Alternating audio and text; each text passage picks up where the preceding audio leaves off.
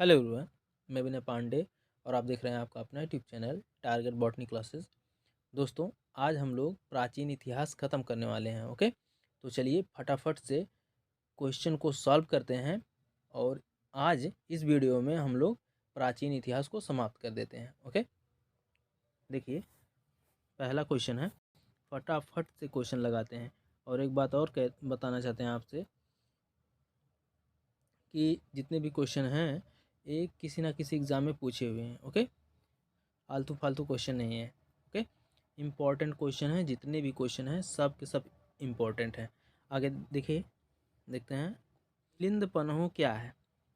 मिलिंद पन्हो एक बौद्ध पाठ है या बौद्ध ग्रंथ है। ओके, मिलिंद पन्हो एक बौद्ध पाठ या ग्रंथ है जो इंडो ग्रीक शासक मिनेंडर एवं बौद्ध भिक्षुक नागसेन के संवाद के रूप में रचित है। ओके, आगे देखते हैं अगला क्वेश्चन। देखिए, चरक किसके राज चिकित्सक थे? कनिष्क के। ओके, आगे देखते हैं अगला क्वेश्चन। चरक कनिष्क के राज चिकित्सक थे। इन्हें चिकित्सक का जनक भी कहा जाता है। किसे? चरक को। ठीक, चरक को चिकित्सक का जनक भी कहा जाता है। आगे देखते हैं अगला क्वेश्चन।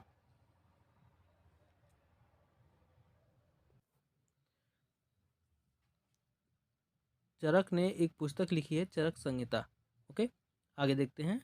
देखिए अगला क्वेश्चन है, कुषाण काल में भारतीय और ग्रीक शैली के मिश्रण से विकसित कला विज्ञान को किस नाम से जाना जाता है? बताइए।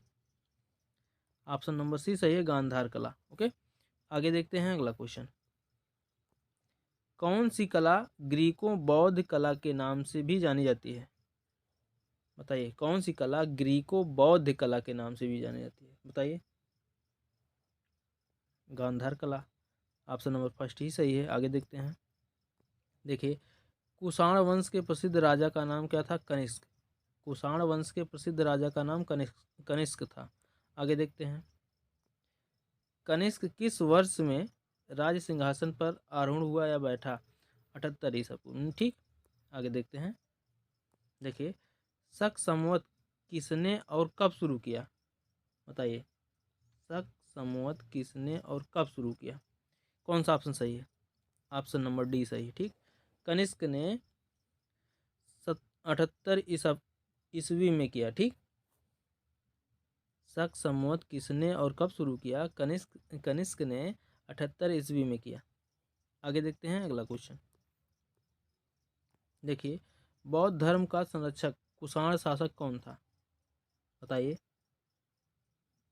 कनिष्क था। ओके, ऑप्शन नंबर डी सही है। आगे देखते हैं, मिलान करना है, करिए मिलान। कविराज मार्ग, कविराज मार्ग,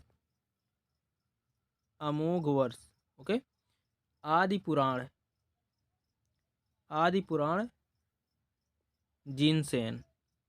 ओके, गणित सारा इसम इसमगृह, गणित सारास्मगृह। ओके, गणित सारास्मगृह। बताइए, इसका मिलान किससे होगा? महावीराचार्य। ओके, अमोघ वृद्धि,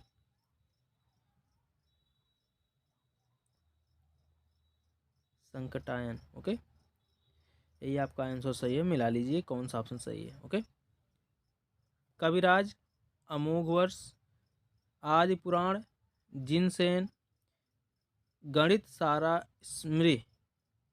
इसको पढ़ नहीं पा रहे हैं भाई। गणित सारा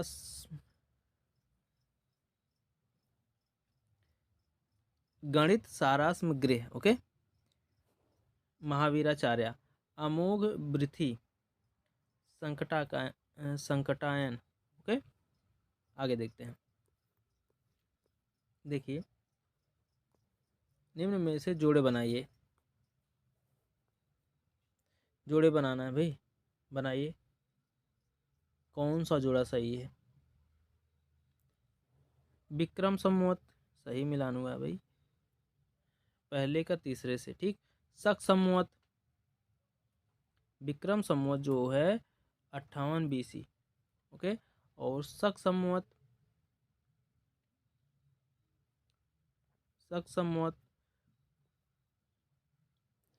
78 AD, ओके, दूसरे का चौथा।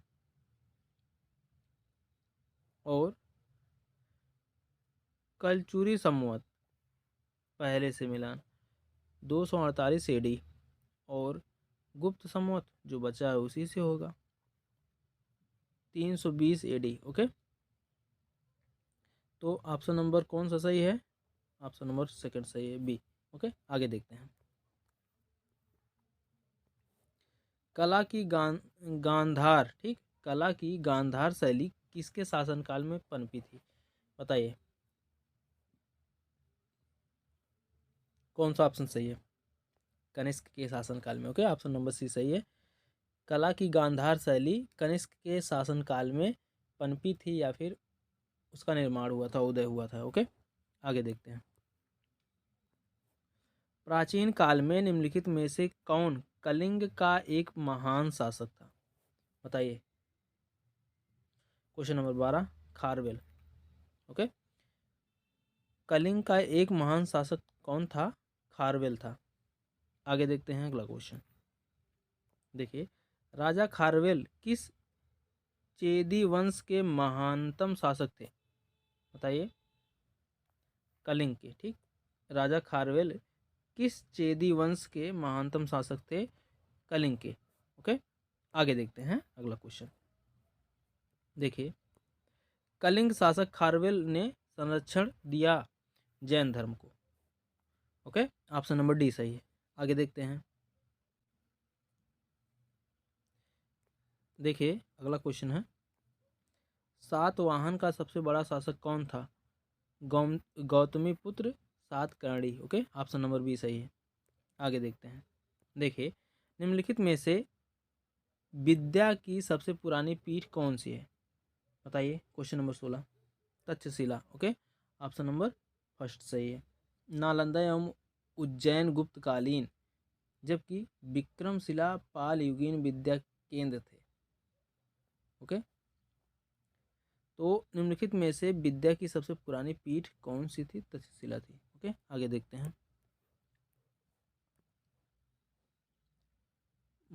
महरौली में जंग रहित लौह स्तंभ किसने स्थापित किया था?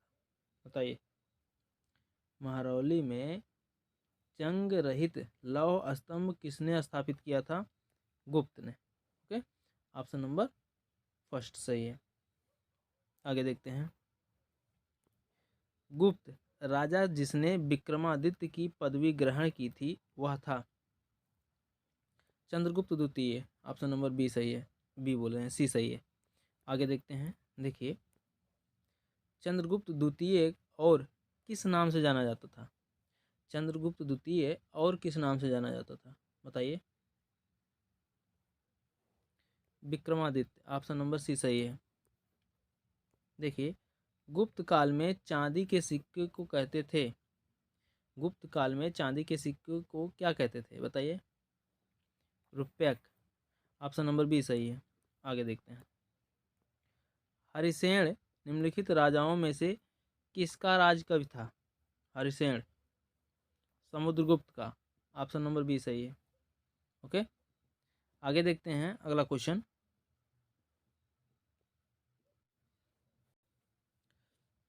पहले इसके बारे में थोड़ा सा जान लीजिए। हरिसेन जो था, हरिसेन समुद्रगुप्त का राज कवि था। हरिसेन ने इलाहाबाद प्रशस्ति लेख की रचना की।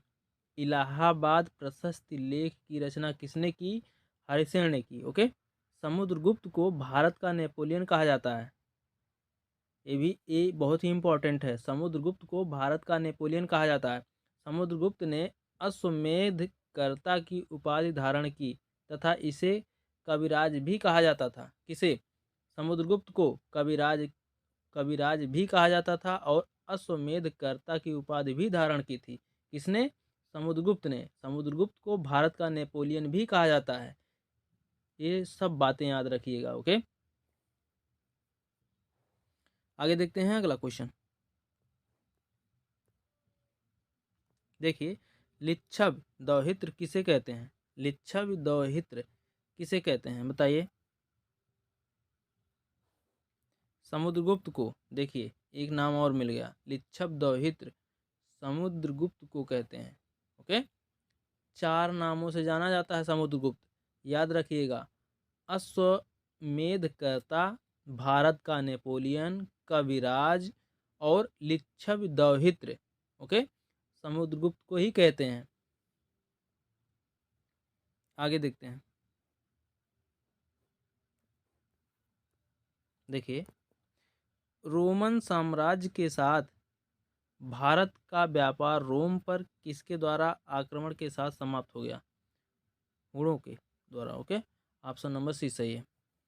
आगे देखते हैं। निम्न में किनके सिक्के संगीत के प्रति उनका प्रेम दर्शाते हैं? बताइए। गुप्तों के, ऑप्शन नंबर सी सही है। समुद्रगुप्त के कुछ सिक्के पर उसे बीड़ा वादन करते हुए दिखाया गया है, अतः गुप्तों के सिक्के संगीत के प्रति उनके प्रेम को प्रदर्शित करते हैं। आगे देखते हैं। देखिए, निम्नलिखित में से किसको अपनी विजयों के कारण भारत का नेपोलियन कहा जाता था? समुद्रगुप्त को। ये आप लोग जानते हैं, ऑप्शन नंबर डी सही है। आगे देखते हैं। गुप्त काल में किस धातु के सर्वाधिक सिक्के जारी किए गए थे? बताइए। गुप्त काल में सर्वाधिक सिक्के जारी किए गए थे, किस धातु के थे वो सिक्के? ऑप्शन नंबर फर्स्ट सही है, सोना। ओके, आगे देखते हैं। देखिए, प्रसिद्ध गुप्त संवत निम्नलिखित में से किस वर्ष से शुरू किया गया था? ऑप्शन नंबर फर्स्ट सही है, 319 ईस्वी में। देखिए, हम क्वेश्चन को सोच रहे हैं कि इतने कम से कम समय में आपका ज़्यादा से ज़्यादा प्रैक्टिस हो जाए। ओके, और आप लोग कंसंट्रेट होकर के क्वेश्चन को देखिए और आंसर देने की कोशिश करिए। ओके, चलिए, अभी तो बहुत सारा प्रैक्टिस करना है हम लोगों को, जीके में बहुत ज़्यादा है। चलिए ठीक है, हम पूरी कोशिश करेंगे जीके जीएस का पूरा प्रैक्टिस कराने का। ओके, करंट अफेयर और सब बाकी जो है मैथ रीजनिंग ये सब आप लोग पढ़ते रहिएगा। ओके, आगे देखते हैं। देखिए, इलाहाबाद स्तंभ के शिलालेख में किसकी उपलब्धियां वर्णित है? बताइए। ऑप्शन नंबर सी सही है, समुद्रगुप्त की। ओके, आगे देखते हैं। इलाहाबाद स्तंभ शिलालेख किसने बनवाया था? हरिसेन ने। ओके, इलाहाबाद स्तंभ शिलालेख किसने बनवाया था? हरिसेन ने बनवाया था। आगे देखते हैं अगला क्वेश्चन।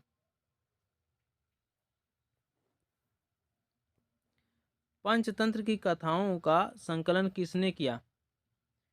बताइए। विष्णु शर्मा ने। ओके, फाहियान किसके काल फाहियान किसके शासनकाल में भारत आया था? देखिए, एक इम्पोर्टेंट क्वेश्चन है, फाहियान किसके शासनकाल में भारत आया था? तो चंद्रगुप्त द्वितीय के शासनकाल में। ओके, फाहियान चंद्रगुप्त द्वितीय के शासनकाल में भारत आया था। ये क्वेश्चन इसमें नहीं है, मतलब प्रैक्टिस सेट में नहीं है, लेकिन बहुत इंपॉर्टेंट ये भी है, इसको भी नोट करके रखिएगा। फाहियान चंद्रगुप्त द्वितीय के शासनकाल में भारत आया था। ओके, आगे देखते हैं। देखिए, मेघदूत का लेखक कौन है? मेघदूत का लेखक कौन है बताइए। ऑप्शन नंबर डी सही है, कालिदास। कालिदास जो है मेघदूत के लेखक है। भारत के शेक्सपियर के नाम से प्रसिद्ध कालिदास गुप्तकालीन विभूति थे। ठीक, भारत के शेक्सपियर के नाम से किसे जाना जाता है? कालिदास को। इम्पोर्टेंट है। ठीक, इनकी प्रमुख कृतियाँ अभिज्ञान शकुंतलम। ठीक, किसकी कृति है? कालिदास की है। ऋतु संहार कालिदास, मालवी काग्निमित्रम कालिदास, कुमार संभव कालिदास, मेघदूत कालिदास, रघुवंश ये कालिदास।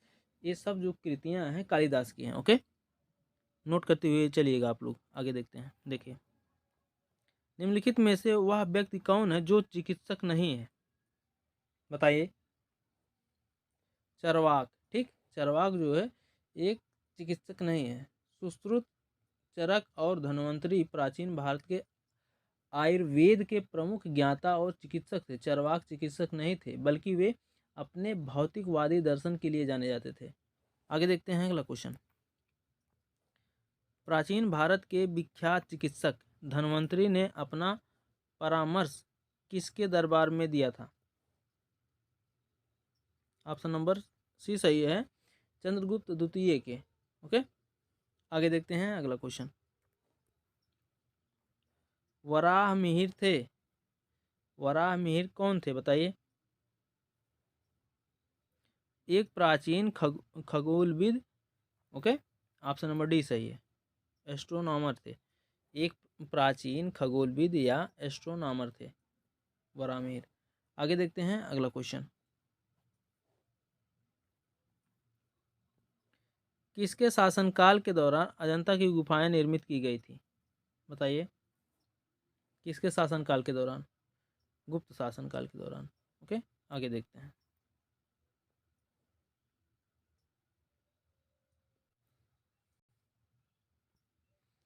देखिए, संगम काल में संगम काल में रोमन व्यापार का केंद्र बताइए। अरिकमेडु। ऑप्शन नंबर बी सही है। आगे देखते हैं। गंगा को उत्तर से दक्षिण ले जाने वाला चोल राजा कौन कौन था? Rajendra Chola. Option number C सही है। आगे देखते हैं। चोल राजा राजेंद्र ने निम्नलिखित में से कौन सी पदवी धारण नहीं की थी? त्याग समुद्र की पदवी। ओके, और बाकी सब धारण की थी ये सब। ओके, त्याग समुद्र की उपाधि विक्रम चोल ने धारण की थी। ओके, त्याग समुद्र की उपाधि विक्रम चोल ने धारण की थी। शेष सभी उपाधियां राजेंद्र प्रथम ने अपनी विजय के विभिन्न अवसरों पर धारण की थी। कौन कौन? ये बाकी जो तीनों हैं। ओके, इस क्वेश्चन के अकॉर्डिंग ऑप्शन नंबर फर्स्ट सही है। आगे देखते हैं। अधिकांश चोलकालीन मंदिर किस देवी देवता को समर्पित हैं? बताइए। शिव को। ऑप्शन नंबर बी सही है। आगे देखते हैं। देखिए, चोल अभिलेखों में उल्लिखित भूमि की विभिन्न कोटियों के अनुसार डैश को जैन संस्थाओं को दान में दी गई भूमि कहा जाता था। बताइए, कौन सा ऑप्शन सही है?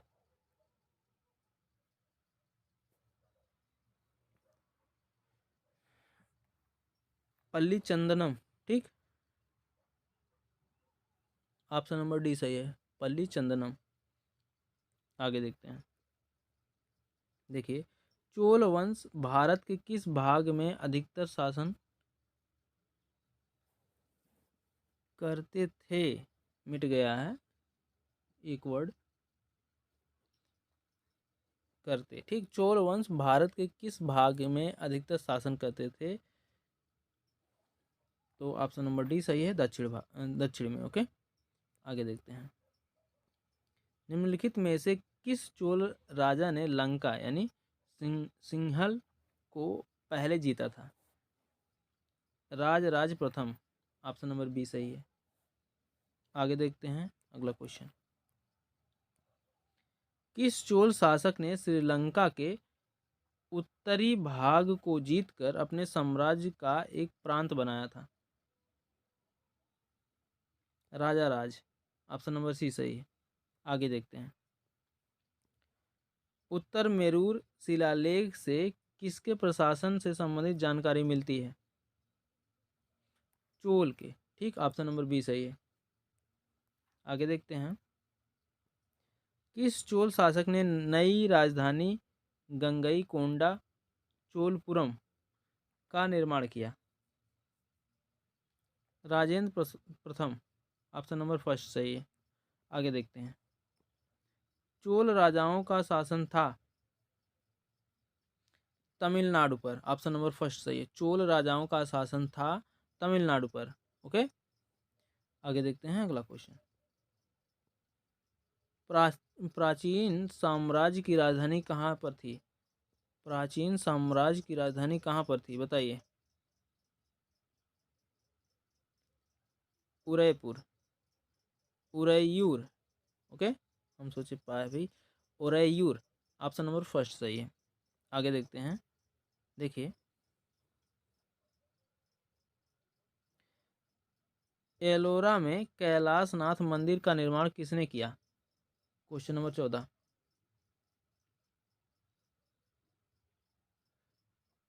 कृष्ण प्रथम ने। एलोरा में कैलाश नाथ मंदिर का निर्माण कृष्ण प्रथम ने किया। ओके, आगे देखते हैं।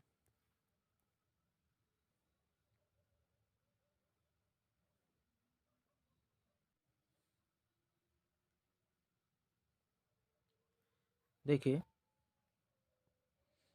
एलोरा के प्रसिद्ध शिव मंदिर का निर्माण किसने करवाया था? राष्ट्रकूट शासक कृष्ण प्रथम। ऑप्शन नंबर डी सही है। आगे देखते हैं। एलोरा में गुफाएं और शैलकृत मंदिर हैं।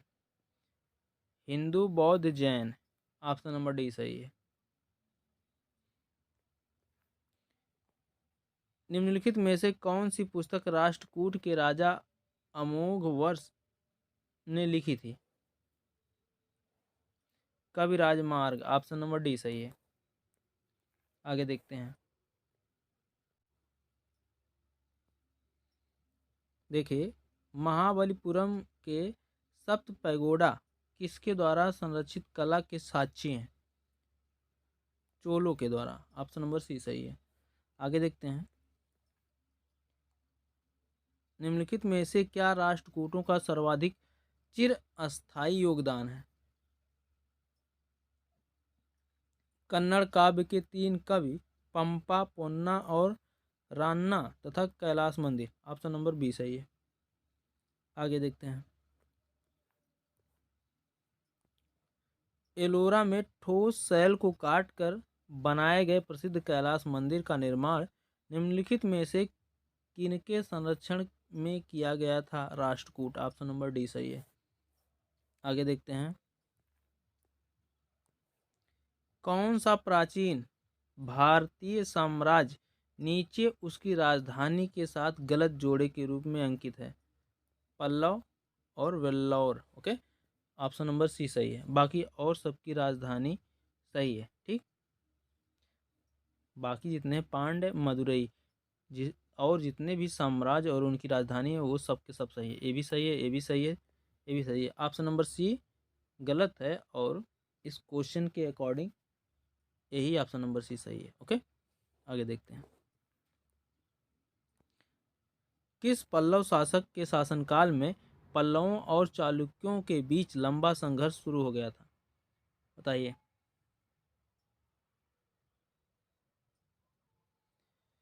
Mahendra Varman first. Option number first सही है। आगे देखते हैं। किस राजवंश के शासक महाबलीपुरम मंदिर का निर्माण किया गया था? किस राजवंश के दौरान है, शासक नहीं, किस राजवंश के दौरान महाबलीपुरम मंदिर का निर्माण किया गया था? बताइए।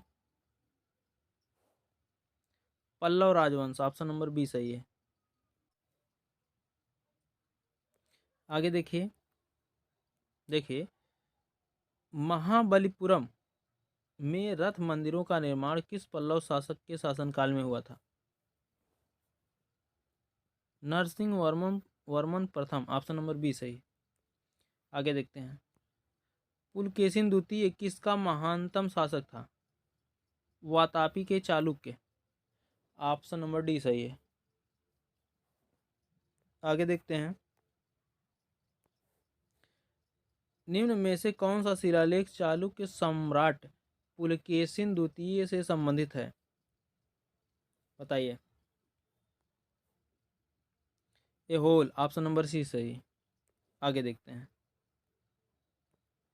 रवि कीर्ति जो एक जैन थे और जिन्होंने एहोल प्रशस्ति की रचना की थी, को किसका संरक्षण प्राप्त था? पुलकेशिन द्वितीय का ऑप्शन नंबर सी सही है। आगे देखते हैं, फटाफट से प्रैक्टिस करते हैं क्योंकि हम लोगों के पास ज़्यादा समय नहीं है। पश्चिमी चालुक्य वंश का प्रसिद्ध शासक कौन था, बताइए। पुलकेशिन द्वितीय ऑप्शन नंबर फर्स्ट सही है। प्रसिद्ध दिलवाड़ा मंदिर स्थित है, बताइए कहाँ है। प्रसिद्ध दिलवाड़ा मंदिर राजस्थान में, ऑप्शन नंबर फर्स्ट सही है। दिलवाड़ा मंदिर, प्रसिद्ध दिलवाड़ा मंदिर जैन मंदिर माउंट आबू यानी सिरोही राजस्थान में स्थित है। आगे आगे देखते हैं। देखिए, द्वितीय पांड्यन साम्राज्य के भूमि माप का उल्लेख किसमें किया गया है, ऑप्शन नंबर फर्स्ट सही है। थलवाईपुरम तांबे की प्लेटों, ओके, ऑप्शन नंबर फर्स्ट सही है। आगे देखते हैं। पुस्तक कथा सरित सागर किसने लिखी थी, सोमदेव, ठीक। पुस्तक कथा सरित सागर सोमदेव ने रखी थी, बोल रहे हैं लिखी थी, ओके। आगे देखते हैं।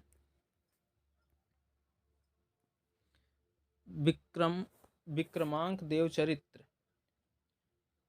विक्रमांक देवचरित्र के लेखक कौन थे, बिल्हड़, ऑप्शन नंबर फर्स्ट सही है, ओके। आगे देखते हैं। हर्षचरित के लेखक कौन थे, बाणभट्ट, ऑप्शन नंबर फर्स्ट सही है।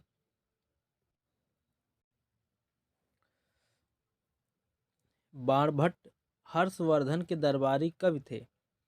हर्षचरित तथा कादंबरी इनकी प्रमुख कृतियां हैं। हर्षचरित वर्धन इतिहास का सर्वप्रमुख स्रोत है। इसे ऐतिहासिक विषय पर गद्य काव्य लिखने का प्रथम सफल प्रयास कहा जा सकता है। आगे देखते हैं। एक महान रोमानी नाटक कादंबरी का लेखक था, देखिए वही क्वेश्चन आ गया ना अभी जस्ट जो हमने एक्स्ट्रा इन्फॉर्मेशन दिया उसी में, ऑप्शन नंबर फर्स्ट सही, बाणभट्ट, ठीक। आगे देखते हैं अगला क्वेश्चन। निम्नलिखित में से कौन सा युग्म सही मेल नहीं खाता बताया, विक्रमादित्य चैतन्य, ओके, ऑप्शन नंबर फर्स्ट ही सही है इस क्वेश्चन के अकॉर्डिंग। बाकी और सब मेल खाता है।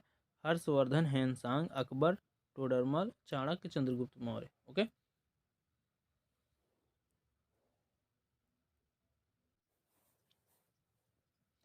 हेनसांग 636 ईस्वी में हर्षवर्धन की राजधानी कन्नौज आया था, ठीक। चाणक्य अथवा कौटिल्य अथवा विष्णुगुप्त चंद्रगुप्त मौर्य का गुरु व प्रधानमंत्री था। टोडरमल अकबर का राजस्व मंत्री या अधिकारी था, जबकि चैतन्य बंगाल के शासक हुसैन शाह के समकालीन थे, ओके। आगे देखते हैं। देखिए, 13वीं शताब्दी में राजस्थान के माउंट आबू के प्रसिद्ध दिलवाड़ा मंदिर किसने बनवाया था, बताइए।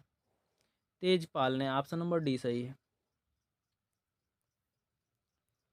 खजुराहो मंदिर का निर्माण किसने किया था, खजुराहो मंदिर का निर्माण किसने किया था, Chandel Rajput, okay, option number D सही है। आगे देखते हैं।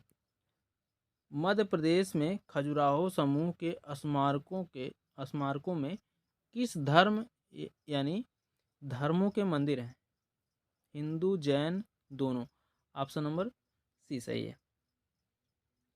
आगे देखते हैं। निम्न में से किस प्रतिहार राजा ने प्रमाण की उपाधि ली थी, मिहिर भोज, ऑप्शन नंबर फर्स्ट सही है। आगे देखते हैं। मिहिर भोज राजपूतों के किस कुल से संबंधित थे, किस कुल से संबंधित है, प्रतिहार, ऑप्शन नंबर फर्स्ट सही है। प्रतिहार वंश का महानतम राजा कौन था, भोज यानी मिहिर भोज, ऑप्शन नंबर सी सही है। आगे देखते हैं। हेनसांग किसके शासनकाल के दौरान भारत आया था, हेनसांग किसके शासनकाल के दौरान भारत आया था, हर्षवर्धन के शासनकाल में, ऑप्शन नंबर सी सही है। आगे देखते हैं, किसके शासनकाल में हेनसांग भारत आया था? हर्षवर्धन के। ऑप्शन नंबर बी सही है। प्रिंस ऑफ पिलग्रिम्स नाम किसे प्रदान किया गया था? प्रिंस ऑफ पिलग्रिम्स नाम किसे प्रदान किया गया था? बताइए। ऑप्शन नंबर सी सही है, हेनसांग को। हेनसांग को प्रिंस ऑफ पिलग्रिम्स भी कहा जाता था। ठीक है, ये भी याद रखिएगा। आगे देखते हैं, देखिए मिलान करना है। Marco Polo, Marco Polo Italy, okay. Ibn Battuta, Ibn Battuta Morocco. Antonio Monserrate Spain. Mahmud Wali Balkhi Balkh, okay.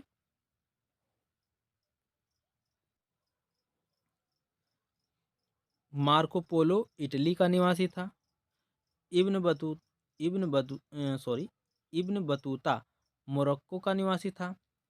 Antonio Monserrate Spain का निवासी था। महमूद वली बाल्खी बल्ख का निवासी था, ओके। आगे देखते हैं, देखिए भारत में नालंदा विश्वविद्यालय किस राज्य में स्थित है?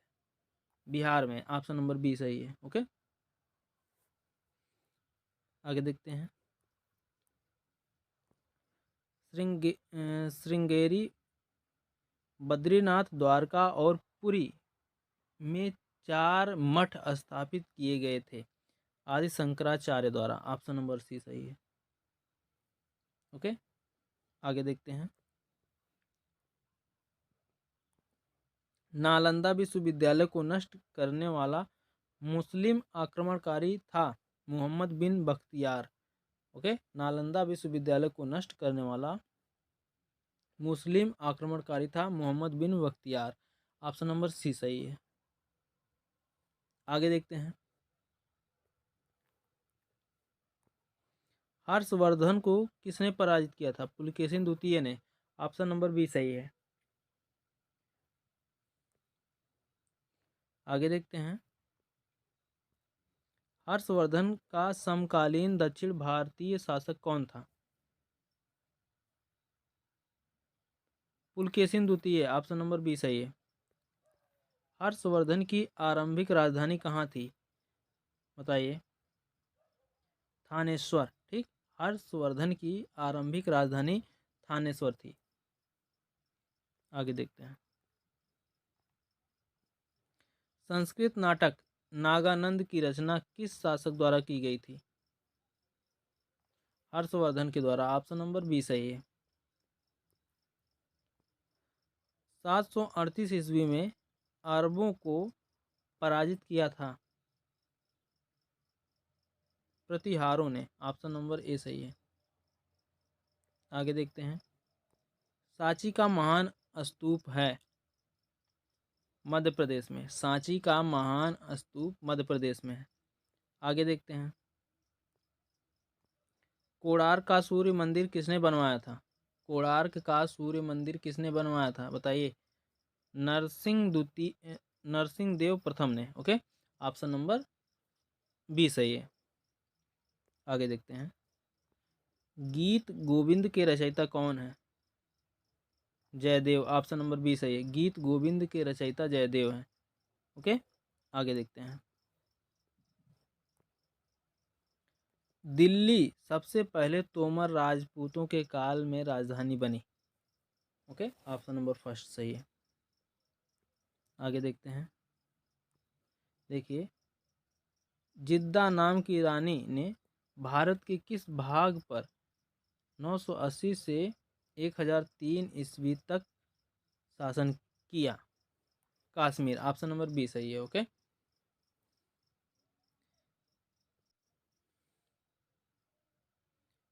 आगे देखते हैं अगला क्वेश्चन। अगला क्वेश्चन नहीं, अब थोड़ा सा पीडीएफ हम लोग पढ़ लेते हैं जल्दी जल्दी से, ठीक है। एक मिनट, थोड़ा सा जूम करते हैं।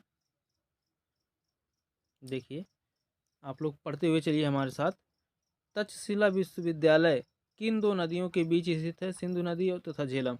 जूनागढ़ शिलालेख किस भाषा का पहला शिलालेख माना जाता है? संस्कृत का। ठीक। अष्टाध्यायी किसकी रचना है? पाणिनि की। आगे देखते हैं। अमरावती कला विद्यालय किस क्षेत्र में सातवाहनों के संरक्षण में विकसित हुई थी? आंध्र प्रदेश में। गांधार कला शैली के अंतर्गत किसकी जीवन की तरह मूर्तियां बनाई जाती थी? बुद्ध के। आगे देखते हैं।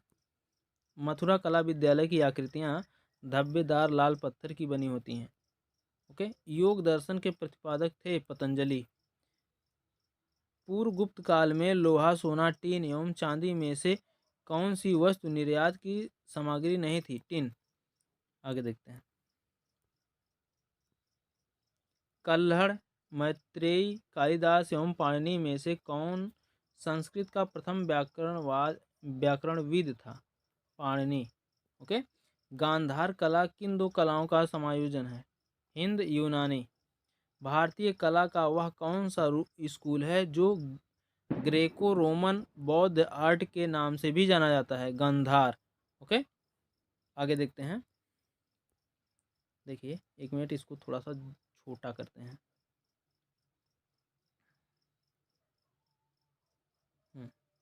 देखिए, सलवार, कुर्ता, टोपी आदि जैसे सिले हुए कपड़े किसके द्वारा लाए गए? कुषाण, शक तथा पार्थियन द्वारा। ओके। सातवाहन साम्राज्य के संस्थापक कौन थे? सिमुक। सातवाहन साम्राज्य के संस्थापक सिमुक थे। आगे देखिए।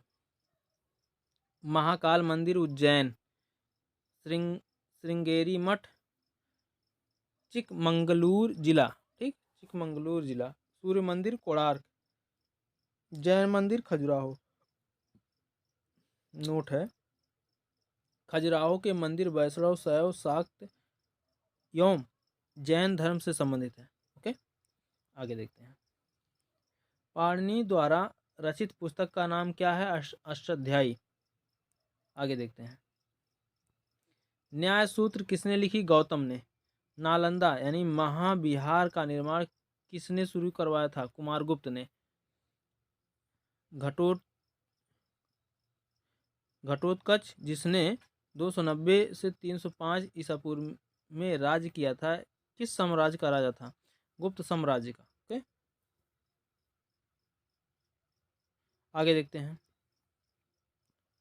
प्रथम हूण आक्रमण कब हुआ था? 458 ईस्वी में।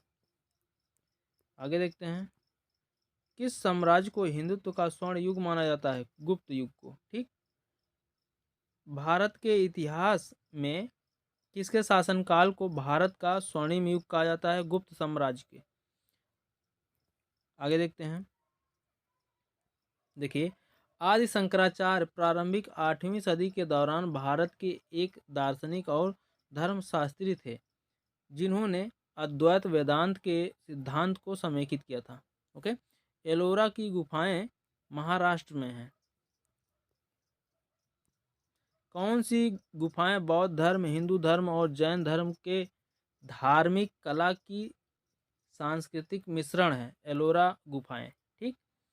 गुप्त वंश के किस शासक ने सबसे पहले महाराजाधिराज जैसी बड़ी उपाधि धारण की थी? चंद्रगुप्त ने। आगे देखते हैं। गुप्त चित्रों का सर्वश्रेष्ठ नमूना किस जगह पर है? अजंता। समुद्रगुप्त के दरबारी कवि कौन थे? हरिसेन।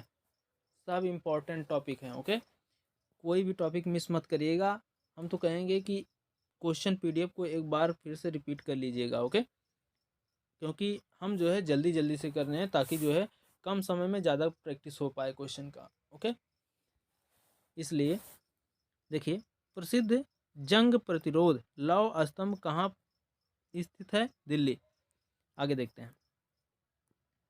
निम्नलिखित में से क्या अजंता गुफाओं के संबंध में सही नहीं है? बताइए। उनमें फूल पत्तियों के चित्र नहीं है। ये बात गलत है भाई। हैं। ओके। तो ऑप्शन नंबर डी। आगे देखते हैं। देखिए, आर्यभट्ट एक बात और कहना चाहते हैं कि जिनको वीडियो में क्वेश्चन आंसर दिख नहीं रहे हो, वीडियो की क्वालिटी बढ़ा लें। वीडियो क्वालिटी बढ़ाने के बाद भी नहीं दिखाई दे रहा है तो हम बोल रहे हैं, पढ़ रहे हैं, उसको आप लोग नोट कर लीजिए। ओके। आर्यभट्ट और कालिदास किस गुप्त शासक के दरबार में थे? चंद्रगुप्त द्वितीय के दरबार में। ओके। आगे देखते हैं अगला क्वेश्चन। मेघदूत का लेखक कौन है? कालिदास है। अगला क्वेश्चन, इलाहाबाद स्तंभ शिलालेख भानुगुप्त का एक ऋण शिलालेख, पुलकेशिन द्वितीय का ऐहोल स्थित शिलालेख तथा स्कंदगुप्त का भीतरी शिलालेख में से किस अभिलेख या शिलालेख में सती प्रथा का प्राचीनतम संदर्भ मिलता है?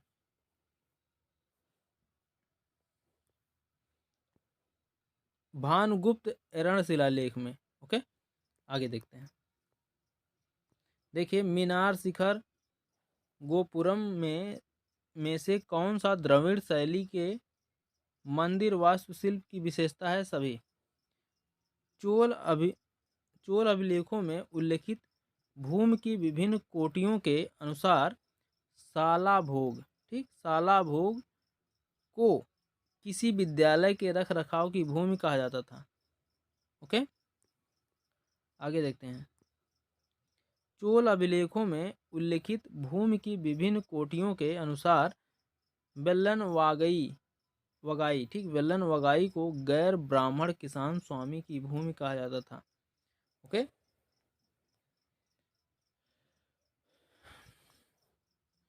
चोल अभिलेखों में उल्लिखित भूमि की विभिन्न कोटियों के अनुसार वेल्लन वगाई को गैर ब्राह्मण किसान स्वामी की भूमि कहा जाता था। ओके। आगे देखते हैं। मिलान करना है, मिलान पहले से रेडी है। बृहदेश्वर मंदिर तमिलनाडु में, दिलवाड़ा मंदिर राजस्थान में, लिंगराज मंदिर उड़ीसा में, हम्पी के स्मारकों का समूह कर्नाटक में, प्रसिद्ध बृहदेश्वर मंदिर कहाँ स्थित है? तंजावर, तंजावर। ओके। प्रसिद्ध बृहदेश्वर मंदिर तंजावर में। आगे देखते हैं। महाबलीपुरम में स्मारकों के समूह को किसने बनवाया था? पल्लव राजाओं ने। महाबलीपुरम नरसिंह वर्मन द्वारा स्थापित किया गया था। आगे देखते हैं। बृहदेश्वर मंदिर तंजावर तमिलनाडु में है। चोल राज्य को किस राष्ट्र शासक के आक्रमण को झेलना पड़ा था? कृष्ण तृतीय। आगे देखते हैं। किसके शासनकाल में हेनसांग ने पल्लवों की राजधानी कांचीपुरम का भ्रमण किया था? नरसिंह वर्मन फर्स्ट के। आगे देखते हैं अगला क्वेश्चन। चोल राजवंश से उभरने वाला पहला महत्वपूर्ण शासक राजाराज चोल था। आगे देखते हैं। चोल शिलालेख में उल्लिखित भूमि की श्रेणियों में से कौन सा सही ढंग से नहीं जोड़ा गया? बेल्लान वागती जैन संस्थाओं को दान दी गई भूमि। ओके।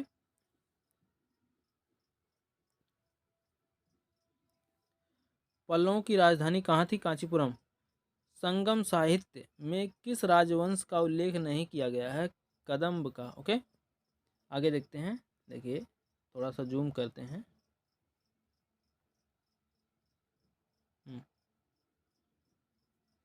देखिए, महाबलीपुरम के रथ मंदिर चट्टानों के कटे मंदिर का एक उदाहरण है। ओके। आगे देखते हैं। एलोरा के कैलाश मंदिर चट्टानों के कटे मंदिर का एक उदाहरण है। चोलों द्वारा विकसित दक्षिण भारत के मंदिर की वास्तुकला की विशिष्ट शैली क्या है? द्रविड़ शैली। आगे देखते हैं। भारत का कौन सा हिस्सा मुख्य रूप से पल्लव और चालुक्य द्वारा शासित था? दक्षिण। नेडियोन, उदयन, जेराल, नेदुनजेराल एवं नेडुम में से कौन सा शासक संगम राज्य चेर से संबंधित नहीं था? नेडियोन। ओके। आगे देखते हैं। किस सदी के बाद से दक्षिण भारत में भूमि दान देने की प्रथा खूब चल पड़ी? 8वीं सदी। चालुक्यों की पहली राजधानी कहाँ थी? बेहोल। संगम साहित्य के संरक्षक कौन थे? पांड्य। महाबलीपुरम स्थित एकाश्मीय शैल मंदिरों का प्रसिद्ध नाम क्या है? रथ। ओके। नर नरसिंह वर्मन प्रथम, महेंद्र वर्मन प्रथम, परमेश्वर वर्मन प्रथम एवं नंदी वर्मन में से कौन से पल्लव राजा के चालुक्य सम्राट राजा पुलकेशिन द्वितीय को पराजित करके और उनका वध करके वातापीकोंड का किताब हासिल किया था? नरसिंह वर्मन फर्स्ट ने। ओके, आगे देखते हैं। एक मिनट, थोड़ा सा छोटा करते हैं साइज। देखिए, 12वीं सदी के मध्य में तोमर राजपूत को अजमेर के चौहानों ने परास्त किया। 7वीं सदी के बड़े भूमि स्वामी, ठीक, 7वीं सदी के बड़े भूस्वामी और योद्धा सरदार को उस समय के राजा किस रूप में मान्यता देते थे? सामंत के रूप में। पहियों के साथ सूर्य देवता के रथ के रूप में कौन सा मंदिर बनाया गया है? कोणार्क का सूर्य मंदिर। आगे देखते हैं अगला क्वेश्चन। उड़ीसा का विश्व प्रसिद्ध कोणार्क सूर्य मंदिर नरसिंह देव के द्वारा बनवाया गया था। ओके। हुमा का झुकता हुआ मंदिर, हुमा का झुकता हुआ मंदिर शिव को समर्पित किया गया है। पाल साम्राज्य का प्रथम शासक कौन था? गोपाल। पृथ्वीराज चौहान के पिता कौन थे? सोमेश्वर चौहान। ओके, आगे देखते हैं अगला क्वेश्चन। एक मिनट, थोड़ा सा जूम करते हैं। देखिए, पृथ्वीराज चौहान ने संयोगिता से विवाह किया था। वह उनके शत्रु जयचंद्र गढ़वाल की बेटी थी। ठीक, उनके शत्रु जयचंद्र के गढ़वाल की बेटी थी। खजुराहो का स्मारक समूह किस राजवंश से संबंधित? चंदेल। महाराष्ट्र में स्थित अजंता के चट्टानों को काटकर बनाए गए गुफा स्मारक किस धर्म के हैं? बुद्ध। ठीक, बुद्ध धर्म के। आगे देखते हैं। अजंता की गुफाएं महाराष्ट्र में हैं। शिव गुफा कहाँ स्थित है? एलिफेंटा गुफाओं में। एलिफेंटा की गुफाएं महाराष्ट्र में हैं। ये गुफाएं मुंबई हार्बर में स्थित शिल्प गुफाओं का एक नेटवर्क है, एलिफेंटा। आगे देखते हैं। एलिफेंटा की गुफाएं किस देवता को समर्पित है? शिव को। उस कवि का नाम बताइए जिसने पृथ्वीराज रासो नामक एक कविता लिखी थी जिसमें पृथ्वीराज चौहान के जीवन का वर्णन है? चंद्रवरदाई। ओके, चंद्रवरदाई ने लिखा था पृथ्वीराज रासो। पाल वंश के पतन के बाद बंगाल के किस राजवंश ने अपना शासन स्थापित किया था? सेन वंश। ठीक। महर्षि गौतम का संबंध किस भारतीय दर्शन से है? न्याय दर्शन से। आगे देखते हैं।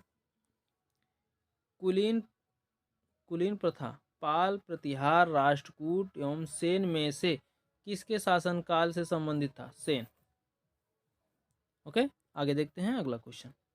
एक मिनट, थोड़ा सा छोटा करते हैं, इतना भी छोटा नहीं, बस। देखिए, सुमेलित है। प्रतिहार कन्नौज, पल्लव कांची, सेन लखनौती, चालुक्य वातापी। ओके, आगे देखते हैं। बगदाद निवासी अल मसूदी किसके शासनकाल में भारत आया था? महिपाल के शासनकाल में। होयसल, पांड्य, कदम्ब तथा कलचुरी में से कौन सा राजवंश दक्षिण भारत में स्थित नहीं था? कलचुरी। आगे देखते हैं। संस्कृत कवि राजशेखर महिपाल फर्स्ट के दरबार में रहते थे। आगे देखते हैं। किस मंदिर को ब्लैक पैगोडा के नाम से भी जाना जाता है? सूर्य मंदिर कोणार्क। ठीक, ब्लैक पैगोडा के नाम से भी जाना जाता है। ओके, सूर्य मंदिर कोणार्क में है। सूर्य मंदिर को ब्लैक पैगोडा के नाम से भी जाना जाता है। आगे देखते हैं। राष्ट्रकूट वंश का संस्थापक कौन था? दंतिदुर्ग। राजस्थान के माउंट आबू का दिलवाड़ा मंदिर किसके लिए समर्पित है? जैन तीर्थंकर के लिए। ओके, आगे देखते हैं। अगला क्वेश्चन। कौन से दो प्रमुख शहर चाहमानों के नियंत्रण में थे? दिल्ली तथा अजमेर। ओके, आगे देखते हैं। परमार, चालुक्य, प्रतिहार एवं चंदेल में से किस राजपूत वंश का संबंध अग्निकुल से नहीं है? चंदेलों का। हर्षवर्धन की वल्लभी विजय का उल्लेख किया गया है नौसारी ताम्रपत्र शिलालेख में। ओके, आगे देखते हैं। वाकाटक, पल्लव, कदंब एवं पश्चिमी गंग में से दक्षिण भारत के किस वंश के शासक ने धर्मराज की उपाधि धारण की? पश्चिमी गंग ने। सूर्य मंदिर कौन से राज्य में स्थित है? उड़ीसा में। राजा हर्ष ने अपनी राजधानी थानेश्वर से कन्नौज स्थानांतरित की थी। आगे देखते हैं। विक्रमशिला विश्वविद्यालय के संस्थापक कौन थे? धर्मपाल। ठीक, विक्रमशिला विश्वविद्यालय के संस्थापक धर्मपाल थे। भारत के किस क्षेत्र में कामरूप एक प्राचीन नाम है? असम। और कंबोडिया में स्थित अंकोर वाट का सुप्रसिद्ध विष्णु मंदिर किसने बनवाया था? सूर्यवर्मन द्वितीय ने। ओके, तो वीडियो कैसी लगी कमेंट करके आप लोग ज़रूर बताइएगा। देखिए, कम से कम समय में आपको ज़्यादा से ज़्यादा प्रैक्टिस प्रोवाइड किए गए हैं। ओके, और अपने मित्रों में ज़्यादा से ज़्यादा शेयर करिएगा। मिलते हैं नेक्स्ट वीडियो में, तब तक के लिए जय हिंद, जय भारत, वंदे मातरम, इंकलाब जिंदाबाद।